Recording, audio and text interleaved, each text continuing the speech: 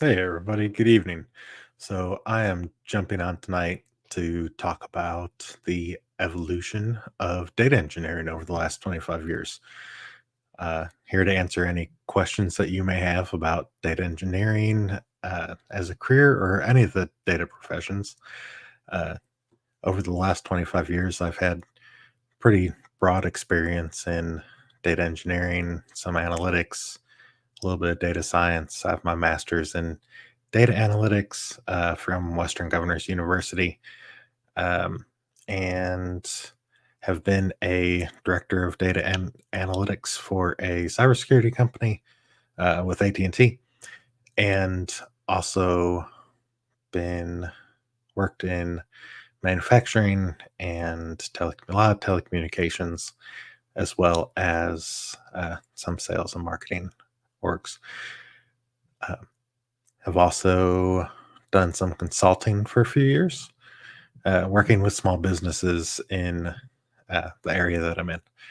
So happy to answer any questions that you may have about any of those things, consulting or working with SMBs, or what that looks like, uh, what the profession has grown into over the last 25 years, and kind of where it's been, where it's going, as well as, there's this new evolution of the analytics engineer that is being thrown around a lot lately. So here to answer any questions that you may have on those things. Um, Generally get a decent showing when I do jump on later in the evening. So hopefully I'll get a few people, get some questions. But in the meantime, so it, I was talking to some friends the other day, and 25 years ago, you were just the data guy. I mean, when you handled everything from, sometimes even uh, DBA uh, type work, granting permissions, managing users and groups, all the way through doing, ETL work and identifying data sources and pulling data in, uh, moving data around, as well as actually performing, you know, analytics and doing visualizations. And a lot of that was in Crystal reports or Excel back then. We didn't have, Power BI yet, or Tableau or anything like that. But so they were interesting and fun times. Still interesting and fun times. Still very exciting as we continue to get new tools and new resources. It's a lot of fun.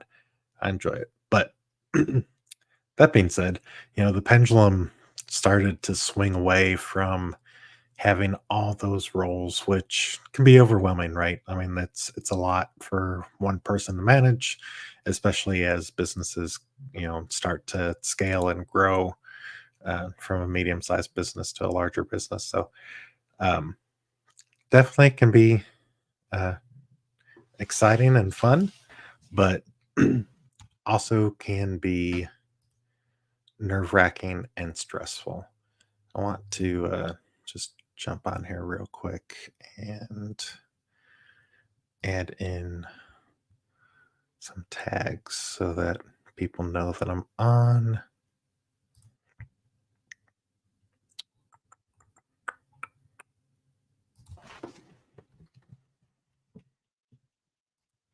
Let's throw some tags in here.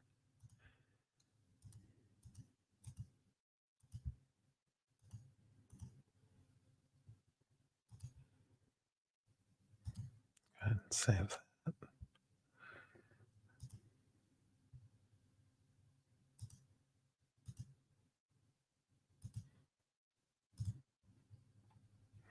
See if we can't get some people on here. Mhm.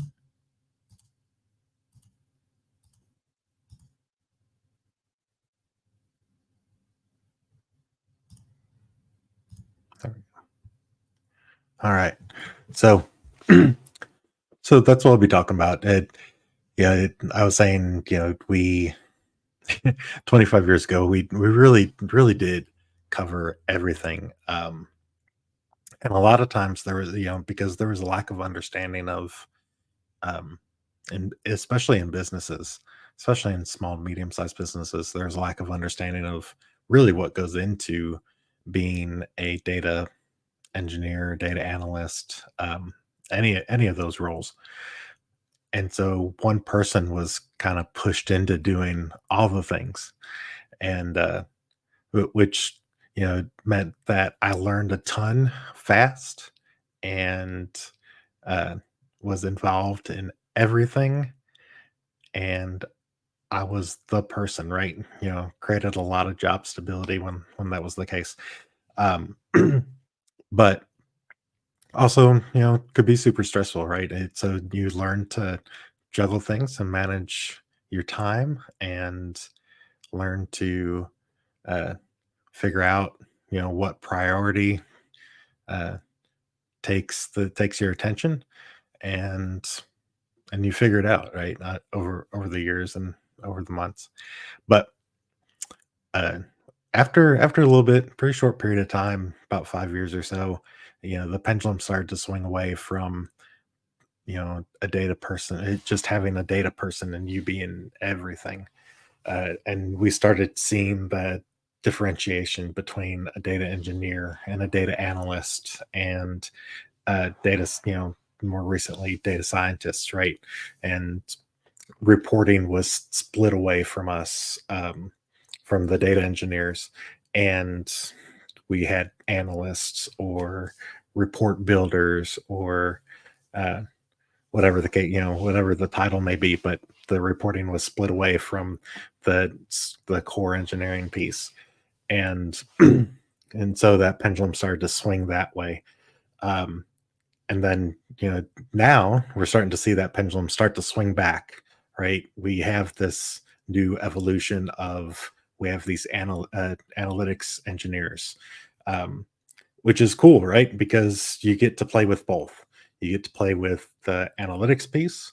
And if you don't know Power BI or Looker or Tableau or any of those tools, then you get to, it's a good opportunity to go ahead and start, playing with those tools, as well as having the, continuing to develop and maintain your skills as a data engineer. So, I see we have a few people joined. If you have any specific questions about data engineering, be sure to ask, pop them in the chat, and I'm happy to answer any questions. Kind of talking through my 25 years of experience and what the profession has been and where it is now and what I think that it's going to be in the future. So, uh, but if you have any specific career questions or data engineering questions, I'm happy to answer any. Um, so, just talking through, I've seen a lot of talk about this analytics engineer position, pop up, and uh, and people seeing it as the evolution of data engineering and data analysts kind of being combined. Um, and while that's true, I don't know that I'd necessarily say it's new. It's something that used to be and is again. Uh, in fact, probably, in some small and medium sized businesses, there were probably data people this whole time that continued to have to do both hats, right? And even in larger corporations, sometimes you're juggling multiple hats depending on the situation. Somebody may be out, you may have to kind of step into an analytics role a little bit and help with some reporting, or some data wrangling to get things, get reporting moving. And so it's important to have those skills, right? It's important to kind of diversify your skills and your background, so that you never know what's going to happen tomorrow, right? Especially with these tech layoffs that have been going on, it's important to diversify your background and have those skills so that you could flex into those other positions. You can be more valuable when you do cover multiple positions like that. You're more valuable to a company, right? Because all of a sudden, really, they're losing two positions, right? you're the analytics person, they've lost their ability to do reporting and they've lost their ability to uh, do their data engineering, right? And so it's important to be sure that you're diversifying, especially in the atmosphere that you're in now, we're in now. It gives you some flexibility when you do apply for jobs to really widen that scope and widen that net. Um, so we've got that going on. I think that with Gen AI, with generative AI, and tools like Chat GPT and Claude, and you know all the other things that we have out there, it I think that, hey, oh hey, welcome back. Thanks for jumping back on. Um, so I think that yeah, companies are going to expect us to be more efficient, and so we're going to have to jump in there and do more things, and continue to broaden those skills and not just be really narrow and specific right now of a specifics, specifically like an Azure data engineer, or be able to do a little bit of the reporting and the analytics, or be able to help with some of the machine learning. And I think that will continue to be important as we move through. It's always important to companies, especially if you as you start moving up the ladder, um, to have that kind of broader range of skills, so that you can uh, step in where needed.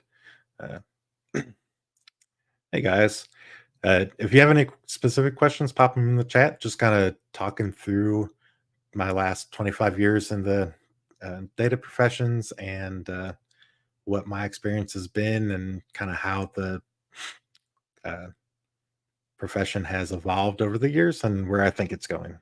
So, again, any questions, pop them in the chat. Happy to answer anything. So, kind of, where we've been. Again, Gen AI, I think, we're going to need to be more efficient. I think Gen AI will help us to be more efficient, um, just because some basic tasks it will help with. Definitely still some gaps now with AI and being accurate, right? I still see things when you ask AI a question, a simple question to write you a script for something, it puts stuff in there that is not at all correct. Sometimes it's not correct because it's age. Sometimes it's not correct because it will combine multiple languages into one script. So still need to be careful with that. Um, and sometimes you have to correct it and it'll say, "Oh, I'm sorry about that," and give you a better answer. But yeah.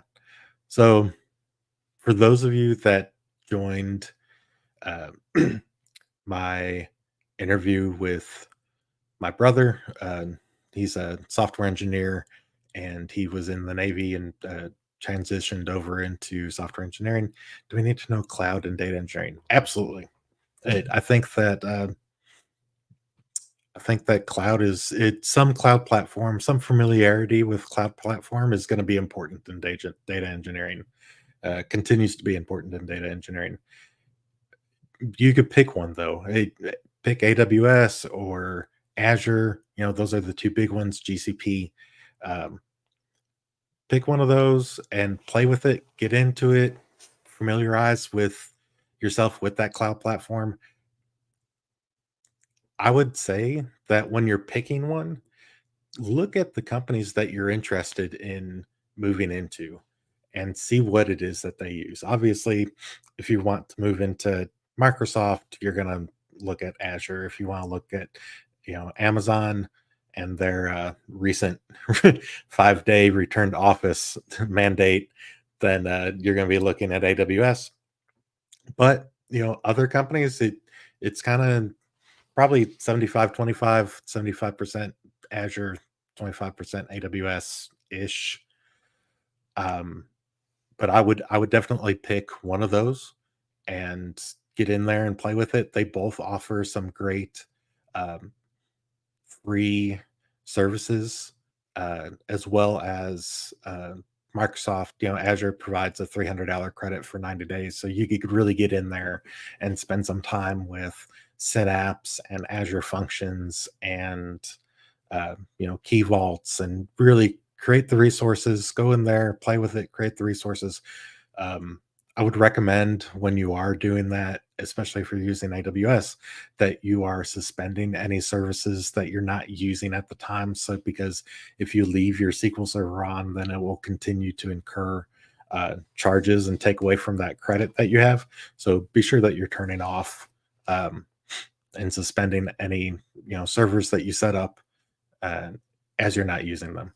So, but yeah, absolutely. I think that data engineering, you're going to continue to need to understand cloud, um, and it's really the direction that most companies are going in.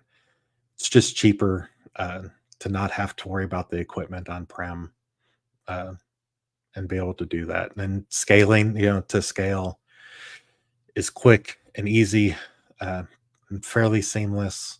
So yeah, it's the direction most companies are going in. I think that most companies, if they're not already um, in the cloud, at least have one foot in the cloud, uh, that they will in over the next 12 to 18 months. Um, Small businesses, all right, they probably maybe not. It just depends on preference and what they want to do with their data. Um, I could see small businesses staying with, especially if we're talking about a home-based small business or somebody that's just got a couple stores. Um, Honestly, anything outside of one store, I would go cloud just because it's so much network-wise. It's so much easier to connect things. But it's preference of the small business, I guess, and kind of what monetarily how much they have to spend on those things. Um, but small businesses, I mean, they can definitely start with just a, SQL Server Express even, it just to get into data. They could start with something like a SQL Server Express and, um, going online and getting ChatGPT to help them with some Python scripts to, pull data from, like, QuickBooks and migrate it into uh, SQL Server Express, or they could work on finding a consultant to come in and set some stuff up and schedule some pipelines to pull all their data into one place, and then get it set up so that it's pretty much running on its own, um, and then go from there, and then they could have some reporting set up. But I honestly think that for small businesses, as they grow and scale, uh, they'll see the benefit in moving to the cloud as well. But yeah, I'm probably rambled on about that a little too long, especially since we had a few people on and then they ran away. But but yeah, if again anybody that has any questions, be sure to pop them in the chat and happy to answer anything. Oh, hey, Fancy. Um, yes. What was your workflow like? Can you describe a typical project from start to finish? Yes. So, um, yeah, it being just like the data guy for an org, I'll say that I was in a construction org for a little bit, a construction engineering group for a little bit, and for them, like being the data person for their group, it was pulling data from multiple systems, right? Because they were they were taking I was working with construction managers and project managers, and they were taking data from the system called NORAD, and they were taking data from um, their, their Gantt platform, their project management platform, and they were taking data from their ERP, which was Oracle, and exporting all that into Excel and trying to do a bunch of. Some of them were trying to do a bunch of VLOOKUPs. Some of them were literally typing stuff in, and it was crazy.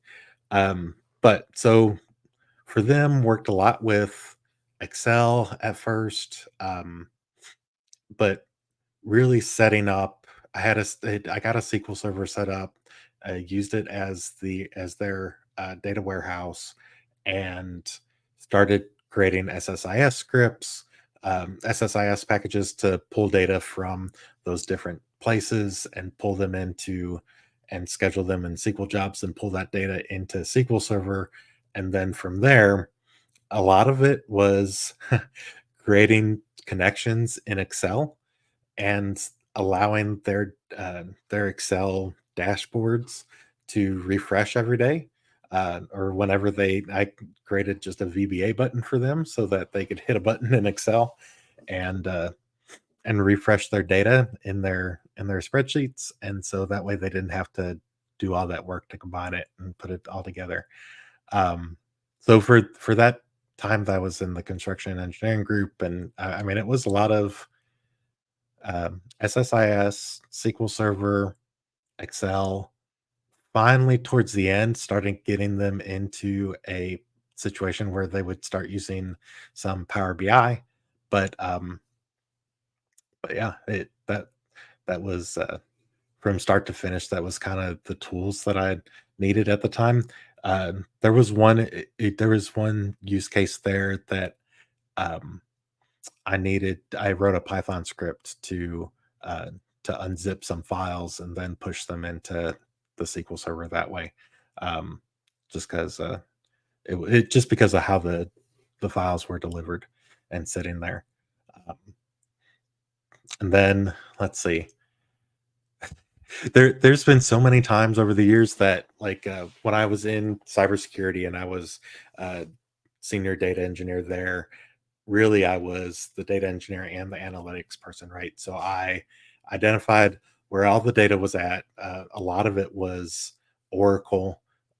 Some of it was JSON data that was sitting in S3 buckets.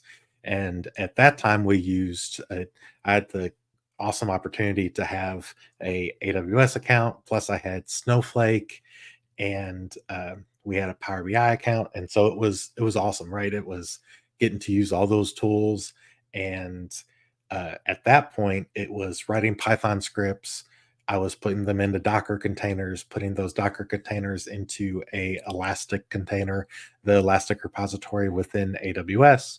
And stop me and ask me any questions if I'm saying stuff and you don't understand what it is. I'm happy to explain in more detail what they are. Um, but putting them into the Elastic repository and then setting cron jobs, which are just scheduled jobs that you tell the system what days a week and what times and how often you want the jobs to run. And then the data would pull from wherever they needed to pull from, push it into Snowflake. And then I created Power BI reports for the org.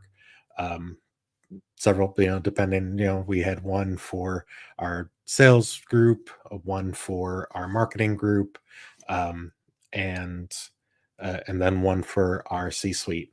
That was just an overall dashboard of kind of the health of the org. Um, and so having those multiple pieces, it was really neat to see one really get a chance to see all the pieces of the org, being at the level I was at there, as well as being able to play with AWS plus Snowflake, plus Docker and Python. So it was cool to have all those different pieces all together.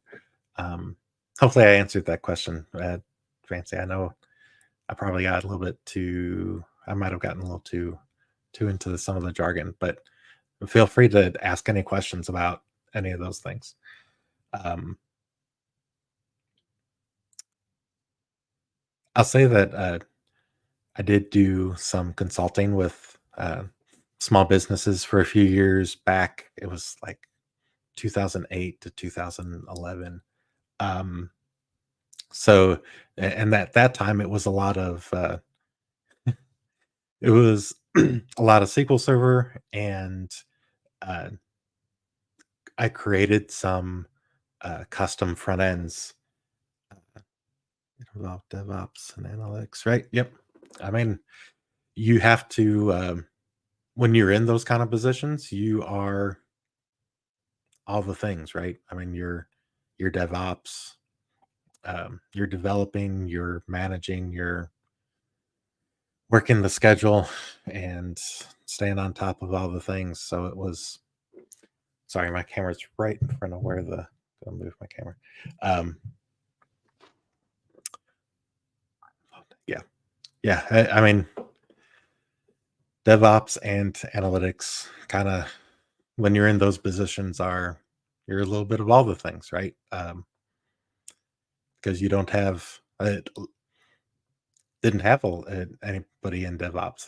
There wasn't no DevOps, 20 years ago, um, not to speak of at least. So, but yeah, awesome.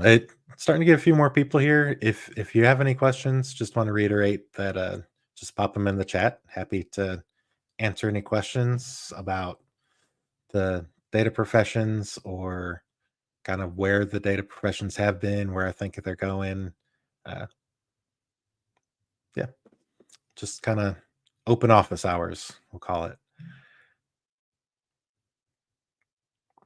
So, uh, but to your point, pop this up. Um, yeah, to this point here, it when you're doing consulting, you're DevOps and analytics and all the things, right? So that's yeah. Let's see. How does that compare to your workflow now when you focus more exclusively on data engineering tasks? So sometimes I miss it. Sometimes I miss getting to have the full scope of things. Uh, but the workflow now is I identify the source, I work with the the our BI engineer and understand what and the BI engineer works with the business to understand what the business needs are. And then and so I work with the BI engineer to understand from the BI engineer what he needs from the data or she needs from the data. Um, I don't want to exclude anybody, but there's plenty of women that are in those roles as well. So it's exciting as I see more women go into STEM type things. Um, Especially since I have a daughter, I'm super excited about it. But anyways, so um, working with the BI engineer and sometimes working with a lot with APIs, right? Especially more recently, a lot with REST APIs and some Graph APIs to go out, get the data, um, hit those APIs, flatten that JSON data, and then push the data into staging tables, and then from there pushing them into production tables, and then I'll create. Sometimes I'll do a little bit of the modeling. Sometimes the BI engineer wants to handle all that. So sometimes I get to still do a little bit of the modeling, which is cool. Um, but usually at that point, once I have the data and it's clean and it's in the warehouse, then it gets handed off to the BI engineer, um, which has pluses and minuses, right? I get to focus on the data engineering part and making sure that it's whole and accurate and consistent um, and everything is efficient. And I have the time to focus on that. Um, and the negative part is sometimes I miss, a lot of times I miss getting to spend that time with the business and having a better understanding of what the business needs are. Uh, so I miss that piece sometimes.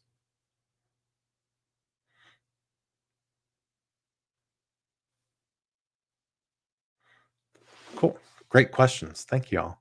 Um, and thank you all. You all have consistently come to my live session. So I really appreciate it. Thanks, guys. Uh, and when I say guys, I really do mean it. I grew up in the Midwest, so guys is just the way I refer to everybody. Um, cool. So yeah, I mean, now I'm in Tennessee. but I grew up in Chicago, so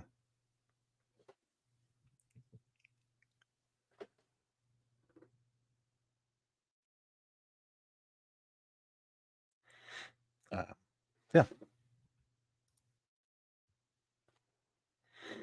But yeah, I miss definitely miss as things have narrowed down in scope to some of the other pieces. Oh, hey, you're not far then. You're not far from where I'm at now. My brother is in Alexandria, so awesome.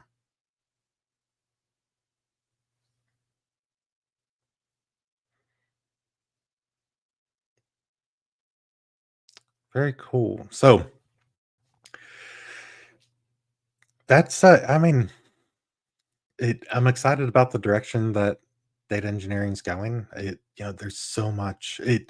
I've gotten a chance to, work a bit with Databricks over the years, and Databricks is really cool. Being able to, um, have scripts that you're bouncing back and forth between Python and SQL and Spark and going back and forth. It's really neat to be able to do that. I really like Databricks. Like if I had to pick like my favorite stack, like it would be like AWS, Databricks, and Snowflake. Um, you wouldn't need Snowflake if you had Databricks. I guess you just use Delta Lake, but um, I really like Snowflake too. So it's hard to balance, hard to choose. There's some of the things that you could do in Snowflake, like Snowflake handles XML data so incredibly well when you have to pull XML data. Um, but that's less and less now that things have started migrating over to JSON data. You know, but yeah, looks like a couple people have popped on. A couple more people have popped on. Pop any questions in the chat that you may have. Just kind of open out office hours, I think is is what I'm calling it. But talking about where I've been over the last 25 years, where I think the uh, profession's going moving forward over the next 5-10 years, and answer any questions that get popped into the chat. So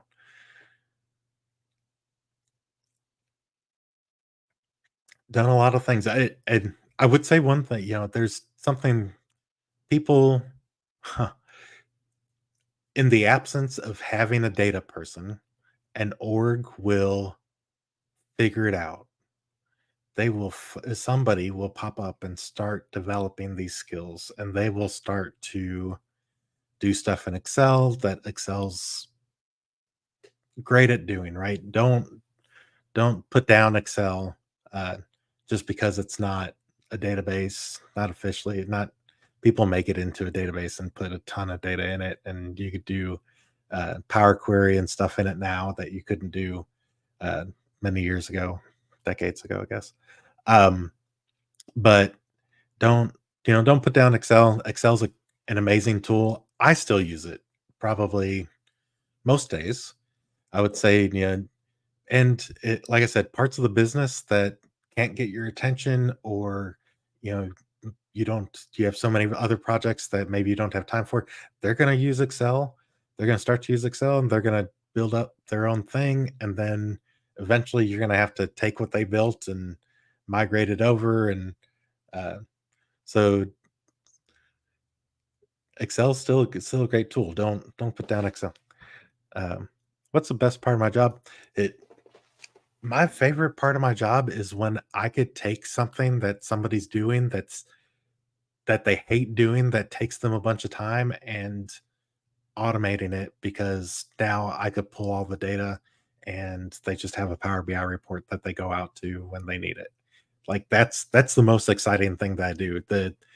Uh because people think you're magic when you do that, right? I mean, that's like it's so cool to have that experience where you talk to somebody, you understand what they have been doing, you watch their process, and you're like, okay, that's coming from there, that's coming from there, that's coming from there.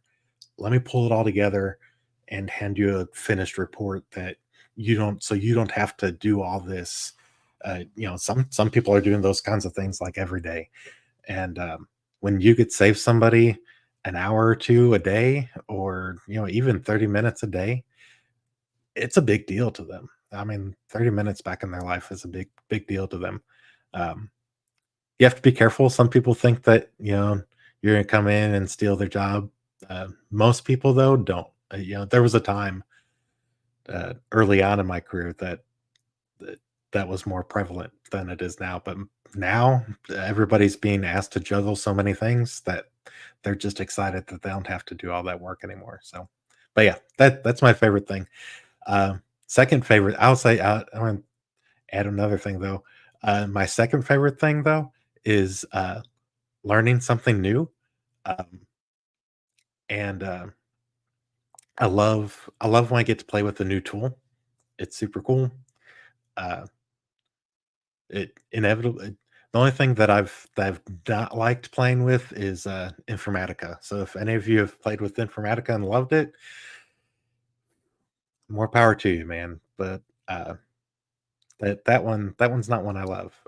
They have a cloud platform that's much better than Power Center is, but yeah, generally, I love getting to play with new tools, and, like, I love AWS and getting into AWS and playing with Glue and, uh, everything that's in there, and, um, but yeah, let's see. What was your first job role? Money versus passion, what do you think? Ooh, that's a good question. I like this one. So my first job role, uh, as a official data person, was I was the center analyst for US Cellular, when I was younger, um, much younger. Uh, I loved it because I had already spent several years in the call center. Knew the people, I knew the managers, I knew the director, um, and again, they thought I was magic. It was how I got the position because I took some stuff that I had worked on in my previous role that was not actually a data role, and did some data stuff with it, made things more efficient. And they're like, "Hey, we're going to create this center analyst role. Um, Here you go." And so I created a Discord channel. Um, I did. I did. Let me put it in the chat. I did create a Discord channel, not Twitch, but I did create a Discord channel.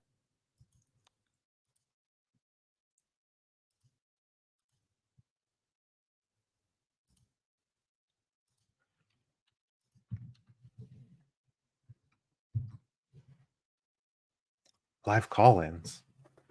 How do I do that?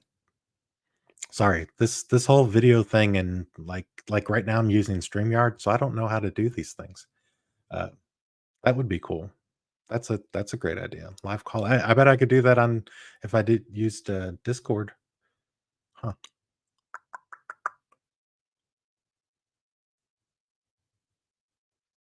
Yeah, yeah. Awesome. Thanks. That's a great idea. And I know that I could. I think I could tie StreamYard into Discord too, and so I could do that, and then people could call in. That would be awesome. I would enjoy that. Um, Oh, let me get back to the, money versus passion question. Um, my first that was my first job role. Um, Obviously, as I moved through my career, money increased. I'll say that, money's not everything. If you are in a place where they're paying you extremely well, but you are miserable and you're not getting to learn anything new, and you're not getting to play with the tools that you really love and get to do the things that you're really passionate about, not worth it. It's not. It might be worth it for a short period of time, um, if I mean, maybe if you had like a FANG job, right, that you worked at for a little bit and you were getting paid, bank, and you were taking that money and putting it away so that you could maybe start your own consulting business, uh, then cool, if you had a goal in mind. But yeah, passion wins over money every day of the week, unless the money is so slim that you can't afford to do the things that you want to do outside of work, or need to do outside of work. So that's my that's my money versus passion. I am yeah, it's a balance for sure, but passion every day of the week. Find a job that you like the people that you work with, that you trust your manager, that you trust your boss, and that you're getting to use the skills and the tools that you really enjoy using. I had a job where I didn't get to use Python very much, and I love Python. Um, it just because there's so much additional control there, and and I didn't get to use any really cloud platforms very much, and that was hard for me. That was rough. Thanks for asking that. That was a awesome question. I really enjoyed answering that question. Um, but yeah, it's passion, passion every day of the week. What do you all think? I mean, I'd love to know what y'all think. I know that it's definitely a balance. I think but some people, they would do anything if Uh, I had a friend once that she said that there's a number for everything. So I suppose that could be true. Like I said with the Fang stuff, right? If you're somebody's paying you bank and you're getting to store away some of that money so that you could do something else later, then cool. But generally, I would say go for the jobs that you know that you're going to get to use the tools that you love. Confused college kids, I'm not sure. That's fair. I mean, I was uh I was a sports management major when I first went to college. So clearly that's not what I did with my life. It's okay to be a confused college kid. Don't feel bad. Depends on your Yeah, I like this. If you want to retire early, then money, right? Absolutely. Um, if you, I'll say that if you find a job that you love what you're working on, the projects that you're working on, this comment's right. Money doesn't matter beyond what you need it to be. It and it doesn't feel like work anymore. You find yourself just passionately working on it whenever. And if you enjoy the people that you work with, you enjoy the projects that you're working on, then don't chase the money. Don't if somebody comes up to you and says, "Hey, here's 30, $40,000 more," it unless you're sure that you're going to be able to walk into that um, and love it as much as what you love currently, I wouldn't walk away from what you've got. Personal opinion. Everybody has to make their own choices, but that's my opinion for what it's worth. But yeah, yeah. Don't feel bad about being a confused college kid. It you that's the point of being a college kid, is that you get to figure it out and figure out what you want out of life and what you really love doing and what you're passionate about. And some people are lucky and they walk into college knowing what that is, and some people get to college thinking they know what it is and realize, oh crap, this is not it. I uh i walked into college as, like I said, as a sports management major, and was a football manager, and uh 365 days of football made me realize that I did not want to be a sports manager as my profession growing up. So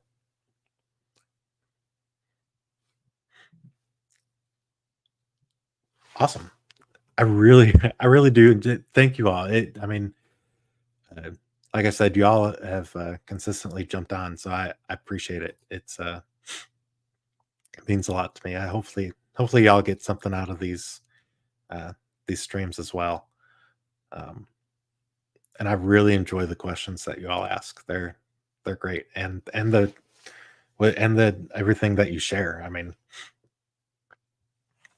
this is awesome. I love it. Love it. And yeah, yeah. That's a big one. I should stream. I think I do better streaming than I do on my recorded stuff. This is more comfortable for me, sitting here and talking. I feel like it's more of a conversation with y'all instead of me talking at the camera. So I enjoy these more. I'll see what I can do about doing it more often. Uh, but yeah, I enjoy it more. My recommendation, yeah, I'm going to agree with this too. If you're taking on debt, really try to make sure what you're doing. College is so incredibly expensive now. It wasn't that way 30, 25-ish years ago. Um, not yeah, not nearly as expensive as it is now. I hate to see what it's going to be like in 10 years when my daughter goes to college. Um, if she goes to college, but hopefully she'll go. Um, but yeah, it's try not to waste your future earnings without a plan for sure. Yeah, take some time, figure it out. If you can, and I would say, shadow somebody, find a mentor that is doing what you want to do, and talk to them about what their day to day looks like. Talk to them, what their history has looked like as they've moved through their career. If you could get a chance to do some type of shadowing when you're in high school, and when you're in college, then that I would definitely recommend that.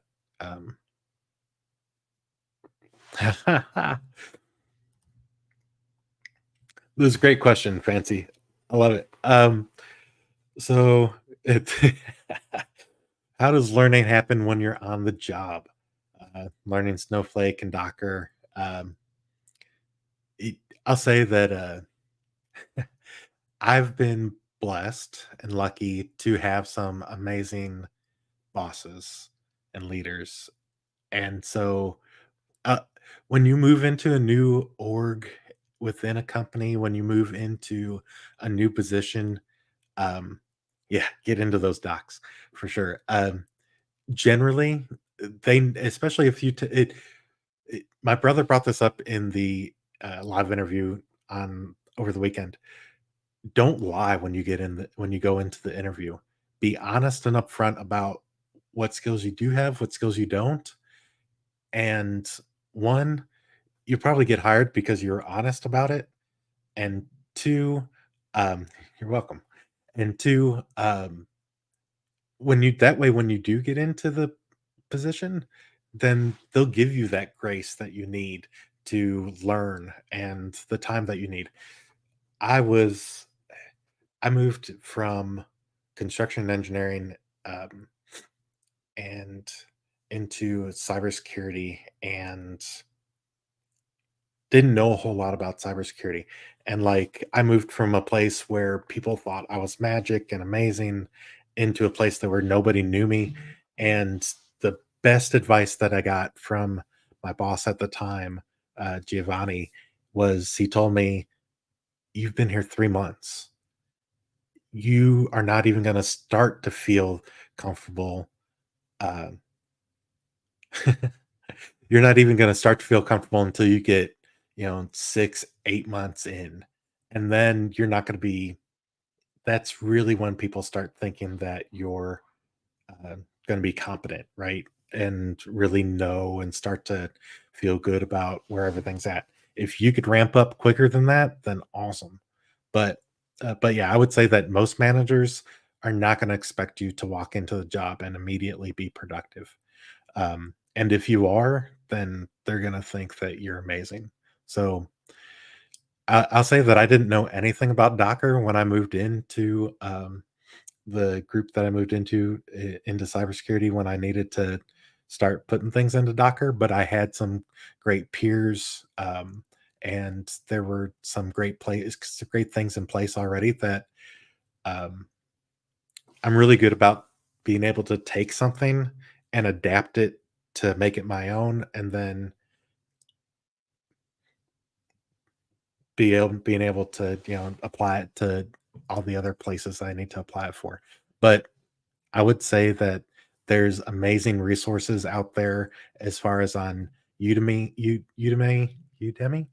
um, and Coursera, and even the LinkedIn Learning has some great stuff that you could learn from. So use those tools and resources, um, and and online. You can find everything online. It just depends on what type of learner you are. If you're a visual learner, then YouTube and, like I said, Coursera, LinkedIn Learning. If you are a visual learner, then go and read the docs. If you are a learn by doing, then go out and do a grab a doc, grab Chat GPT, put stuff in, figure it out, run it, break it, and fix it. The best advice I could tell you about learning is break everything. If you could break it and fix it, then you start to get into a good place.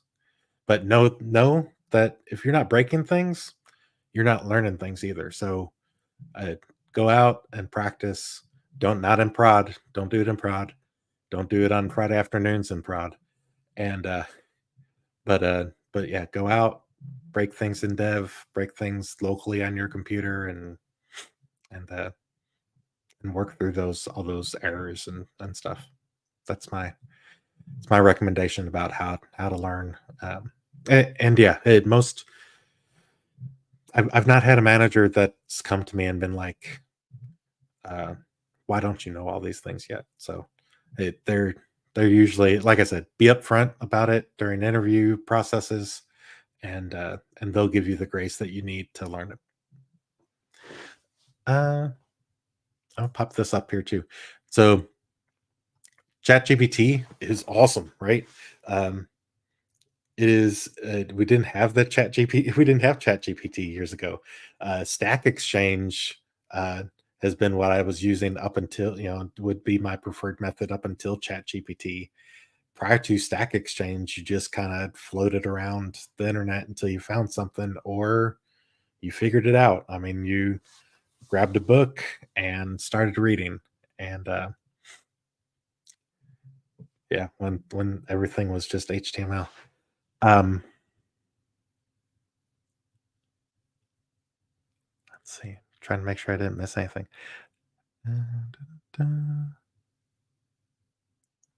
Yeah, it cool. So, do you watch tutorial or read docs for learning new technology? I um I do two things. I am a visual learn by doing. Um, so I will go out and find a video that will walk me through things a little bit, and then I will go out and break things until I feel comfortable with it. Honestly, um, that's my method for learning. I will if like with Azure, I migrated from AWS to Azure and or Azure, and it was there were a bunch of Microsoft videos and docs uh, that I went through, and that was cool. But I learned the most by getting in there and breaking stuff. Creating resources, running into errors, fixing the um, errors, and learn by doing. Um, that's my that's my method. I'm interested to see what the palmist has to say too about how they learn. Probably docs based on the uh, previous response. And anybody else. I think everybody's a different learner. It's different for everybody. Do you ever get stuck in tutorial hell? Yeah, we all get stuck in sometimes you get stuck in loops of tutorials, like, you're looking for something in particular, and you start looking, and you get into one video, and you're like, "Okay, that's not it." You go to the next video, or go to the next web page, and all of a sudden 6 hours has gone by, and you're like, "Crap," and you're like, "Okay, one more page," and it ends up being, like, the 3rd page that you visited, and so that sucks, and that happens, but hopefully you don't get into tutorial hell too often, but it happens, every now and again. I still get into tutorial hell trying to find something, like, what was I working on the other day? I was trying to figure out, how to do something in and with the Anthropic AI, with and I just kept on going from one page to the other and the other. Nothing quite got it, and finally just gave up and played with it till I created a solution. But yeah, currently trying to set up my Mojo environment. Right, docs first, so I can have some sort of, yeah. I mean, the if you could find the doc, especially for like for Python stuff or for any programming stuff, um, if you could find the docs and get some basic knowledge, I'll say that sometimes some of the docs are better fleshed out than others. Especially, I mean, this is moving away from the programming and the software piece a little bit, but especially as you start looking at APIs, some APIs are really flushed out. Some of the documentation for APIs are really flushed out, and some are not. So sometimes, sometimes you play with it until you get it. It's just the way it is. Christ, can't even make a simple moment. Cool.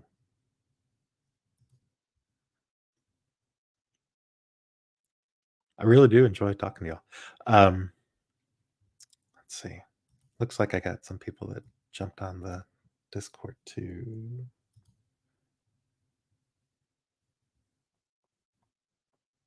Cool. Awesome.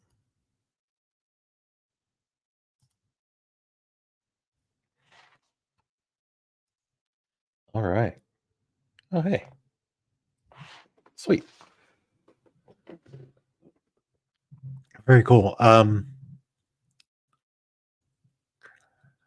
Yeah. What other questions y'all have? I'm probably gonna jump off here in a little bit. I have to get up and go to my 9 to 5 in about 6 hours. So, but I enjoy these. These are like the highlight of my week. I love getting on here and talking to y'all. This is great. And y'all ask great questions. This is fun. This is the funnest part about doing all the YouTube stuff is getting to know people and hopefully building a decent community on the Discord channel too. I'm hoping that if I get some interest in that uh, and can kind of build a community that we could help each other. It that those of us that have been in the professions for a while can help the people trying to get in. Find a good career path and a good place to be and help learn, help each other. But that's what it's all about. That's what it's all about for me, at least, is helping everybody as much as I can. I've gotten so much out of the profession over the last 25 years that I want to give back. So I am doing my best to do that. Trying to learn how to be comfortable and personable talking to a camera. It's weird. Like I was saying earlier, it's easier when I'm on here with you all, and you ask questions, and I could talk to them. But still trying to get used to it when I'm recording stuff. Well, awesome. Yeah, yeah. Y'all jump on, and if you have a Discord account, jump on. Thank you. Um, if you have a Discord account, jump on to the Discord that I put in the chat. I'm hoping to continue to build that community. Have a handful of people there now. Hopefully, continue to build that community. And thanks, thank you. Uh, and like I said, hopefully you all are getting stuff out of getting something out of this. I enjoy having these conversations with you, but it's just as important to me to know that you all are uh, learning and getting something out of it, or at least enjoying the community. So, uh, so thank you. Honestly, thank you for jumping on. I enjoy the conversation. I enjoy getting to talk to y'all, and I have fun. So, if y'all have any final questions, be sure to put them in the chat. Aside from that, I'll probably let y'all get back to it here in a few minutes.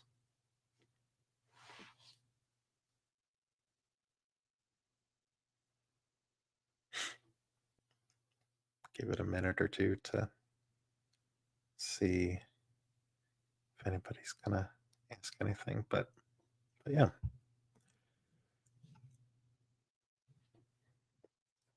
need to see if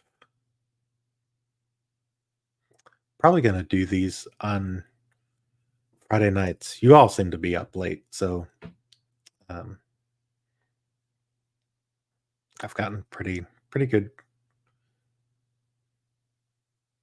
attention from doing them later at night. So I think I'm gonna do them at 10 o'clock on Friday nights.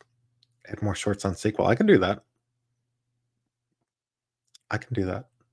Awesome. Thank you. This is the best. These are the best feedback things too, because I'm talking to y'all, and you could let me know. And I like the Discord idea. I might try to do integration with Discord next time. But but yeah, awesome. And yeah, I'll work on adding more shorts on SQL. Um, very cool. And if there's anything particular you'd like to see, be sure to ping me. Um, but you got me on Discord now, so you can ping me there too. Well, I'm gonna let y'all get back to it. Thank you all for jumping on. I really enjoyed it tonight, and I'll probably jump on again late Friday night, probably 10ish Eastern. So, but thanks, guys, and I will talk to y'all again soon.